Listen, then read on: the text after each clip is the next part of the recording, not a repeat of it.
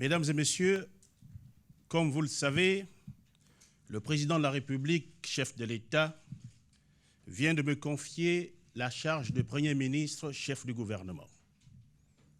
C'est une très haute marque de confiance qui m'honore et qui m'oblige.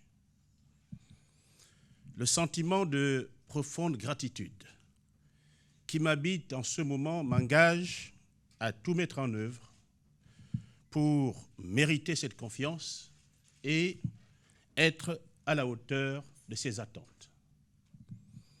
Et je n'ai pas d'autre façon de remercier le président de la République que d'accélérer les réformes en cours et ouvrir de nouveaux chantiers permettant d'atteindre l'objectif fixé en 2009, faire du Gabon un pays émergent par la réalisation du plan stratégique Gabon émergent, PSGE.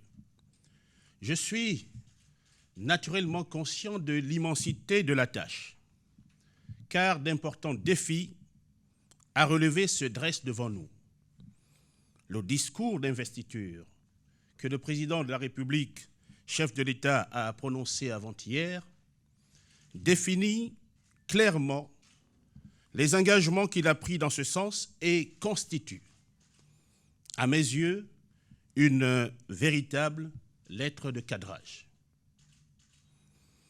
Je pense à la consolidation de l'état de droit et de la démocratie, nécessitant des réformes institutionnelles audacieuses dans le dialogue inclusif, dialogue apaisé et dialogue constructif, qui soient, ces réformes naturellement, en phase avec l'évolution de notre société, commandant notamment une implication plus grande des femmes et des jeunes dans les mécanismes et les sphères de gestion et de décision.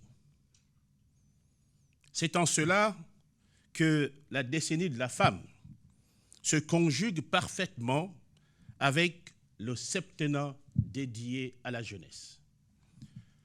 J'ai également à l'esprit la nécessité des réajustements à faire pour renforcer la confiance dans l'action publique et offrir de nouvelles opportunités d'investissement aussi bien aux acteurs économiques nationaux qu'aux partenaires extérieurs.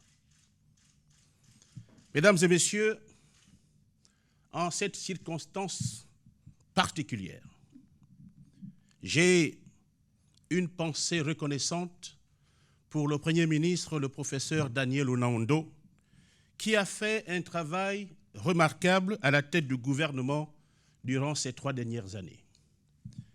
Le bilan qu'il laisse présente des acquis notoires qu'il nous faudra sans doute consolider et qu'il nous faudra sans doute fructifier. Je lui rends un hommage appuyé, un hommage mérité pour l'action qu'il a su conduire. La composition du gouvernement, du nouveau gouvernement, sera rendue publique le dimanche 2 octobre. J'ai été instruit de proposer au chef de l'État un gouvernement largement ouvert. C'est un gouvernement d'ouverture, largement ouvert aux forces vives de la nation, qui répondent aux exigences d'une République plus juste et plus solidaire, par la mise en œuvre du programme de l'égalité des chances, programme sur lequel s'est appuyé le discours de campagne du président de la République. Les consultations y relatives sont en cours, vous vous en doutez bien, en particulier avec toutes les forces politiques du pays, ainsi qu'avec la société civile. Je vous remercie. Monsieur le Premier ministre, merci. Je vous en prie, allez-y. Je suis Timothée Mémé d'Africa numéro 1.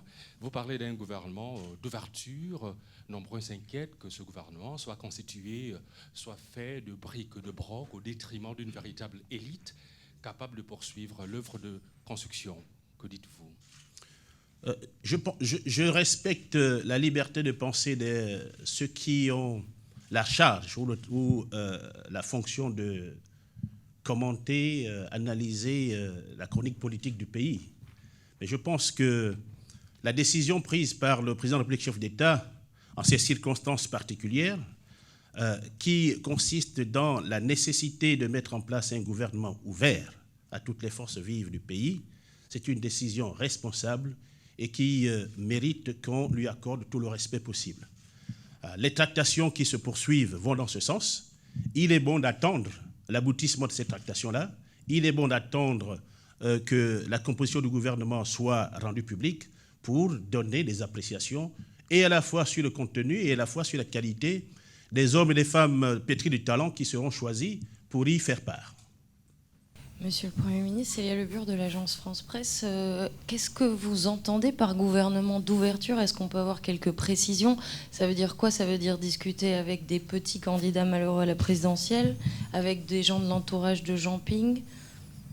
Nous discutons avec tout le monde, tous ceux qui font de la politique et aussi ceux qui animent la société civile. Donc c'est un gouvernement d'ouverture. L'essentiel, en termes d'objectifs, c'est d'aboutir à l'apaisement et à la participation de l'ensemble des forces vives du pays à la gestion du pays. Les circonstances du moment commandent une telle approche. Merci, Monsieur le Premier ministre. Je suis Kevin Mebalé du journal Écho de Missimba. Ma question est celle-ci. Les Gabonais attendent beaucoup pour ce nouveau septennat. Quels seront vos chantiers prioritaires? Merci. Écoutez, je n'ai pas de chantier particulier. Les chantiers sont ceux qui sont définis par le chef de l'État. J'ai dit tout à l'heure que dans l'immédiat, il y a des engagements qui ont été pris par le chef de l'État dans ses différents discours. Il y a des réformes institutionnelles qu'il faut mener, il y a le dialogue politique inclusif qu'il faut lancer le plus rapidement possible. Et puis, au-delà de tout ça, il faudra faire en sorte que le gouvernement soit composé par des hommes et des femmes qui sont animés par certaines valeurs.